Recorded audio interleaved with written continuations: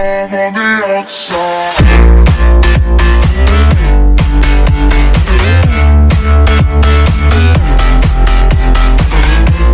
What's going on, boys? It's Clements back on the mic, back with another banger of a video. And in today's video, guys, I'm going to be showing you guys the best graphical settings to be using in Warzone Pacific on console as of Season 2. Now, just a heads up that these settings aren't in particular the settings you want to be using if you go in quote unquote try hard or you're really trying to compete and perform. These settings are in mind just to make the game look as aesthetically pleasing to the eye as possible. So please do keep that in mind. So these settings aren't going to be for everybody.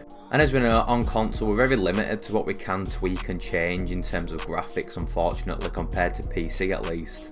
But in today's video I'm going to be showing you guys and walking you guys through the settings that we do have available, and I'll try my best to provide the best graphics possible. So the first thing we're going to do is going to come into the options in Warzone, scroll over to the graphics tab, and the first two settings we're going to tweak are weapon and world motion blur.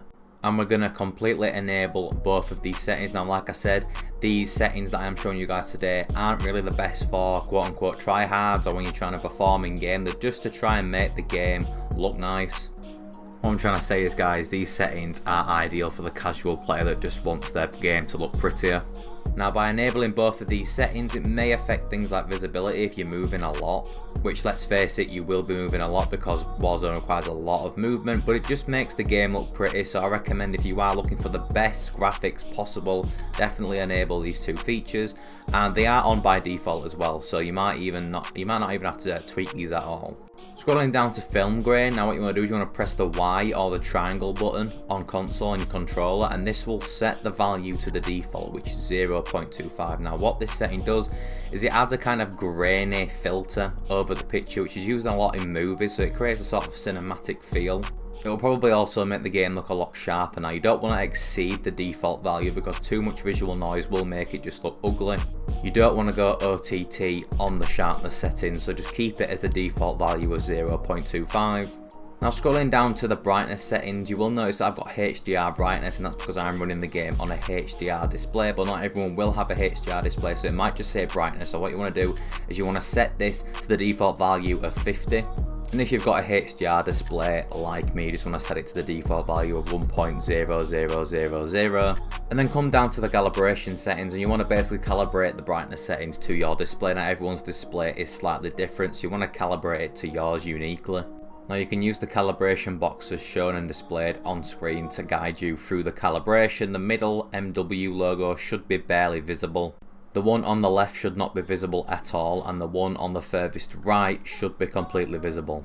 Now, scrolling down once more to on-demand texture streaming. Now, this setting is quite a tricky one. Ever since this feature has been implemented into Warzone, it hasn't actually worked as intended yet. It's been in the game for months, since Black Ops Cold War, and I believe the only platform has this feature working as intended right now is PC, but correct me if I'm wrong. But if you are on PC and you are watching this video, like I do say, this video is primarily aimed to console players, but if you are on PC and still watching, definitely I recommend you turn this setting on.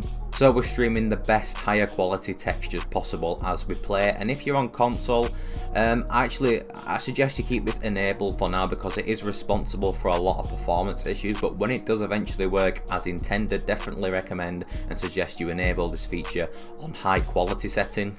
Be advised though that obviously, because we are streaming textures over the internet as we play, it can have a strain on your internet, so if you have a strong enough connection, definitely go for it. If you don't, then maybe hold off, either have it on standard quality or disable it entirely. Just have a little play test and see what works for you. You might lag, you might not. I know personally I do get packet bursts from time to time when I have it on higher quality. I am a Series X user, and I can confirm that this setting is still not working as intended as of Season 2. In fact, Season 2 actually made it worse. This feature has zero impact on your graphics, on your textures whatsoever. In fact, the only impact it does have on your graphics is negative. So if you're on PC, enable it. If you're a console player like me, keep it disabled for now until it works as it should, and then definitely consider putting it on higher quality so we're getting the best textures possible. Now the final setting that we are going to be tweaking is, actually it's not in the graphics tab, it's in the interface tab. You want to scroll over once to the interface tab, scroll down a few times till you find colorblind type, and you want to turn this to Deuteranopia. Now what this will do is just saturate the colours a little bit more, making the game look more pleasing. If you are actually colourblind, then obviously use the setting that best suits you, but if you're not, then definitely I suggest you turn it to Deuteranopia just to make the colours look more vibrant overall, making the entire game, the map, your guns, your operators look far more vibrant and colourful.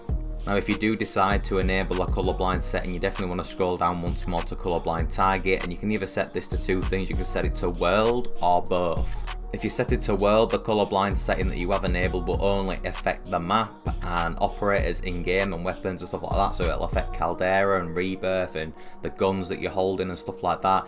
It will make the game look more vibrant and colourful. If you set it to both, it will affect the world and the UI, so the interface, so the operator pictures that are displayed, text will look more colourful. If you do set it to just interface, it's pretty much useless. I don't recommend really doing that. If you are going to enable a colourblind setting, definitely set it to either world or both. So there you have it, boys. Those are the settings that I use to make Warzone look the best it possibly can on console. And like I do say, we are very limited to what we can do, so I've done my best.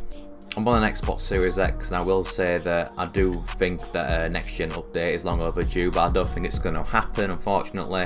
I don't think they're going to implement things like a console field of view slider or any advanced graphical settings to change and tweak, because Warzone 2 is coming out early next year, and we all know that's going to be next gen only, so that in a way is going to be the next gen update for Warzone, unfortunately.